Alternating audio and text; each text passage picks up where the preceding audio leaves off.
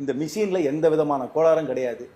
இந்த மிஷின் வச்சு தான் நாங்கள் எலெக்ஷன் ஜெயிச்சிருக்கோம். 2014 நாங்கள் தான் ஆட்சியில் இருந்தோம். நாங்கள் ஆட்சியில் இருக்கும்போது தான் ஆட்சி மாற்றம் வந்துச்சு. அப்புறம் எப்படி பிஜேபி அப்போ போய் கோளாறு பண்ணாங்க? அந்த நொண்டி சாக்க சொல்றதுக்கு கார்த்தி தயாரா இல்லை.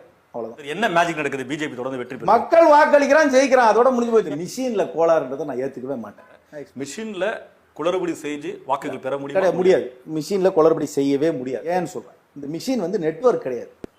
உங்க போனும் என் போனும் ஒரு ஸ்மார்ட் போனா இருந்தா ஒரு நெட்வொர்க்ல இருக்கிறோம்.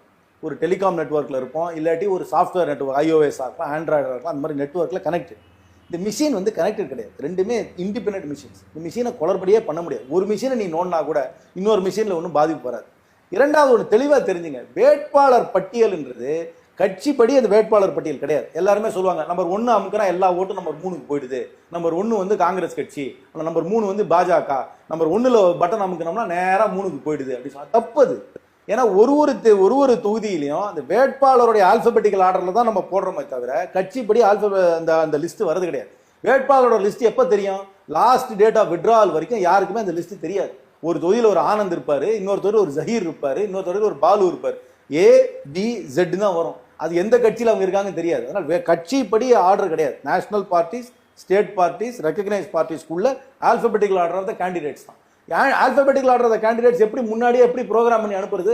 இந்த சென்ட்ரல் மெட்ராஸ்ல ஒரு ஆர்டர் இருக்கும், அந்த பக்கத்து தொகுதியில் இன்னொரு ஆர்டர் இருக்கும். இங்க வந்து வேட்பாளர் நம்பர் 1 காங்கிரஸ் வேட்பாளர் இருப்பாரு, அந்த பக்கத்து தொகுதியில வேட்பாளர் நம்பர் 2 காங்கிரஸ் வேட்பாளர். இது உங்களுடைய கெஸ்ஸிங் தானே? கெஸ்ஸிங் கிடையாது, ஃபேக்ட். இது இல்ல ஃபேக்ட்னா சில வல்லுநர்கள் சொல்றாங்களே மாத்த முடியும், செய்ய முடியும், ஒரு வல்லுநர் வாய்ப்பு இருக்குன்னு கிடையவே கிடையாது. டெக்னாலஜி ரீதியாக வெளிப்படுத்துறாங்க. ஒண்ணும் பண்ணல. எலெக்ஷன் கமிஷன் வந்து மிஷினை வச்சு காமிச்சு ஓபனா சொன்னாங்க. வல்லுநர் சொல்றது போய் நீங்க சொல்றது உண்மையா?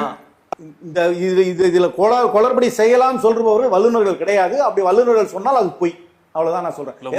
உங்களுக்கு தெரியாதா? தெரிஞ்சது சொல்றேன். எனக்கு தெரிஞ்சதான் சொல்றேங்க. நான் ஃபேக்டா சொல்றேன். எலெக்ஷன் கமிஷன் வச்சாங்க, மிஷினை வச்சுட்டு யாராவது வந்து ஹேக் பண்ணுங்கன்னு சொன்னாங்க. ஒருத்தர் கூட வரவே இல்லையே. எலெக்ஷன் கமிஷன் நடத்துனாங்களா இல்ல நீங்க சர்ச் பண்ணி பாருங்க. எலெக்ஷன் கமிஷன் ஓப்பனா வச்சாங்க. ஒரு டைம் கொடுத்து நாங்க மிஷினை வச்சிடறோம், யார் வேணும்னாலும் வந்து ஹேக் பண்ணி காமிங்கன்னு சொன்னாங்க. ஹேக் பண்ண முடியாது. இந்த மிஷினை ஹேக் பண்ணவே முடியாது. சரி, என்ன மேஜிக் நடக்குது? பிஜேபி தொடர்ந்து வெற்றி பெறும். மக்கள் வாக்களிக்கிறான், ஜெயிக்கிறான், அதோட முடிஞ்சு போச்சு. அதிருப்தி, போராட்டங்கள், ஆர்ப்பாட்டங்கள் எல்லாமே நடக்குது, வெற்றி பெறாங்க. ஃபர்ஸ்ட் பாஸ்ட் தி போஸ்ட் சிஸ்டத்துல அவங்களுக்கு 35% வாக்குகள் தான்.